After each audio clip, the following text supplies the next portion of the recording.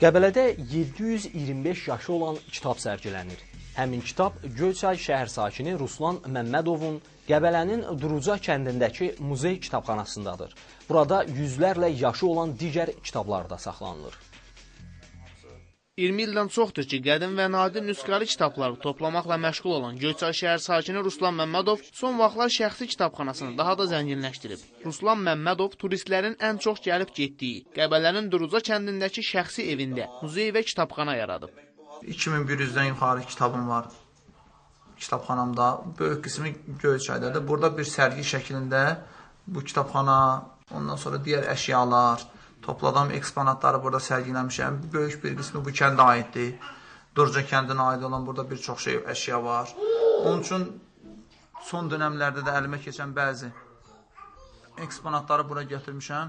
Onların arasındakı ən qədim kitabın 725 yaşı var. Ərəbcə olan həmin əlyazma kitab Quran-ı Kərimin təfsiridir. Kitabxanadakı Əssar Təbrizinin Mehr və Müştəri əlyazmasının 420, İmam Bilqivinin Risaləsinin şərhi əlyazmasının 290, Seyyid Əzim Şirvaninin İbtidai Qəzəliyyət kitabının 100 yaşı var. Mehr və Müştəri kitabının qədim və nəfis əlyazmaları hazırda İngiltərə, Rusiya, Türkiyə, İran və Hindistanın kitabxanalarında mühafizə edilir. Ölkəmizdə bu kitabın cəmi 4 nüsxəsi mövcuddur ki, onlardan 3-ü Azərbaycan Əlyazmalar İnstitutunda, biri isə Ruslan Məmmədovun şəxsi kitabxanasındadır. Ruslan Məmmədovun mühafizə etdiyi ən kiçik ölçülü Quran-ı Kərim kitabının uzunluğu 4, qalınlığı 2 sm-dir. 8 güşəli bu əlyazma kitabın 310 yaşı var. Ruslan Məmmədov şəxsi kitabxanasında ümumilikdə 300-dən artıq nadir əlyazma saxlayır. O, ən qədim kitabları toplamaqla yanaşı, onları bərpa edərək ömrünü uzadır. O, öz evində kitabların üzünü yenidən cildləyir,